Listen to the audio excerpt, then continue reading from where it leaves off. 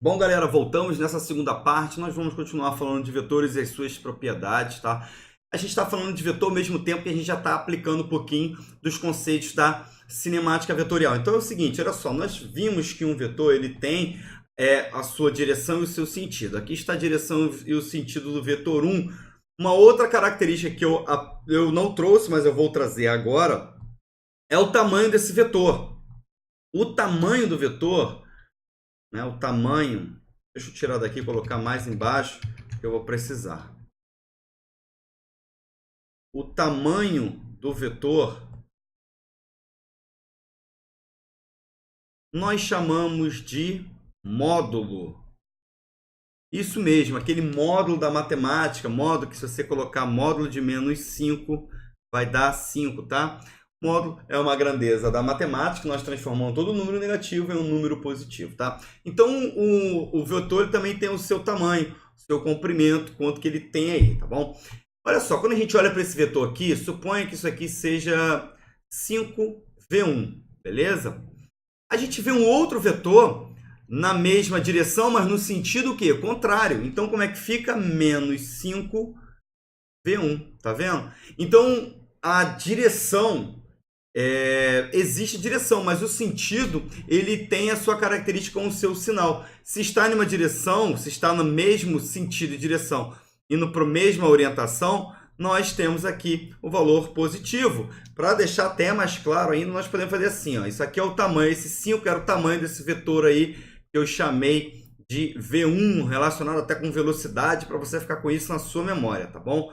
Mas esse outro vetor está no sentido contrário. Se está no sentido contrário, ele é o quê? Menos V1. Beleza? Então, a gente pode ver agora um tópico que nós vamos estudar que é chamado a subtração de vetores. Nós já vimos a soma e agora nós vamos ver exatamente a subtração de vetores. E para que a gente possa ver a subtração de vetores, nós precisamos trabalhar da seguinte maneira. Vamos lá, vamos pegar aqui um exemplo de um vetor para que a gente possa fazer a subtração deles. Vamos pegar a régua novamente aqui em cima. Vamos colocar o vetor 1 nessa direção e sentido. Outro, eu vou colocar exatamente aqui. Então, nós temos esse vetor que eu chamo de V1. Nós temos esse vetor que eu chamo de V2. Quando era soma de vetores, é só um lembrete aqui. Quando era soma, nós fazíamos a cabeça do vetor na bundinha do outro vetor para poder sair o vetor resultante, tá? Esse aqui é o vetor resultante. Quando era soma de vetores era assim. Só que agora quando é diferença, vai ser a diferença bem mais fácil. Porque basta você saber a soma e a diferença fica fácil de gravar. A diferença nós vamos tratar da seguinte maneira. Olha aqui. Olha como nós vamos tratar a diferença.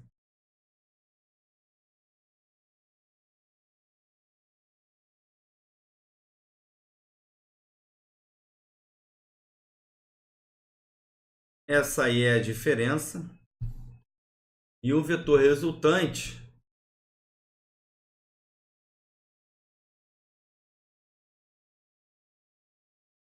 nosso vetor resultante vai ser exatamente isso aqui. Está em vermelho, né? Maravilha. Então, quem nós temos? Nós temos o vetor V1, vetor V2.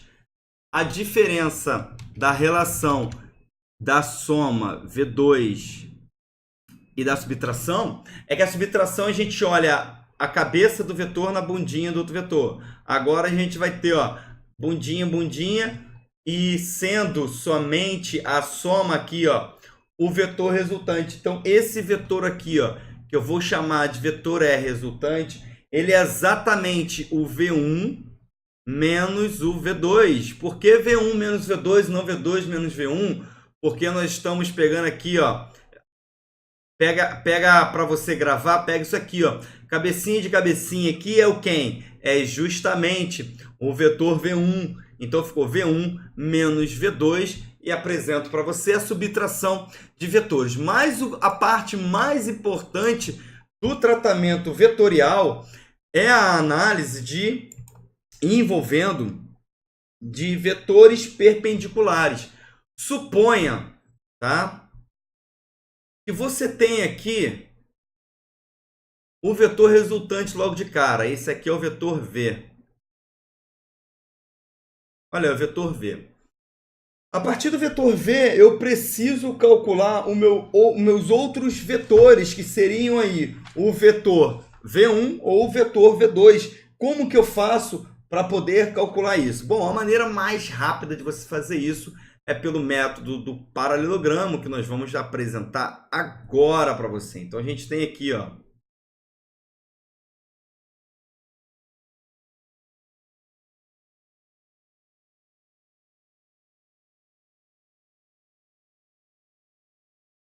então nós temos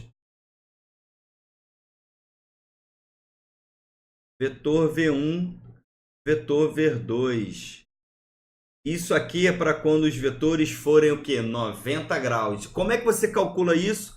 Você vai calcular pela relação de V ao quadrado é igual a V1 ao quadrado mais V2 ao quadrado, tá bom? Opa!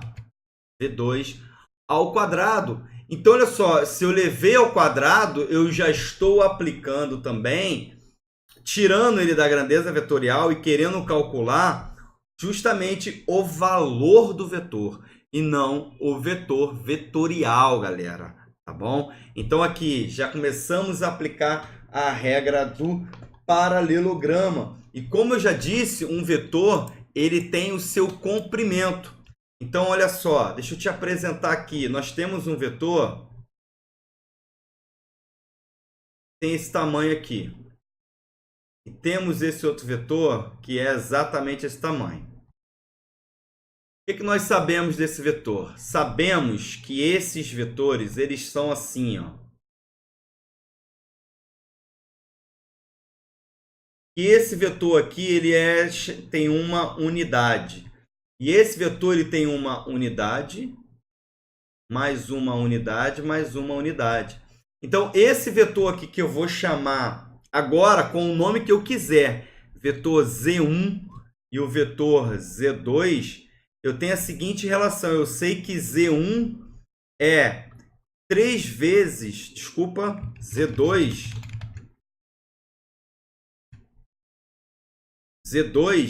é 3 vezes Z1. Tá? 3 vezes Z1. Então, quando eu olho para essa característica, eu tenho uma seguinte relação. Qual é a relação que eu tenho? Eu sei que Z1 e Z2 têm a mesma direção,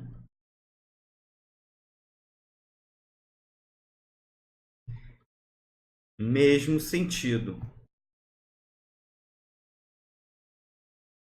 Porém, eu sei que Z2 é 3 vezes maior do que Z1, conforme está apresentado aqui, olha.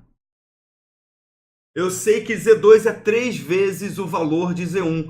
Então, quando eu vejo isso aqui, é muito importante eu saber, perdão, aqui, ó, Z2 é um vetor, e Z2, olha para cá, bastante atenção agora. Z2 aqui, ó, é vetor. Z1 é vetor. E 3? 3 não é vetor. Então, 3 é o quê?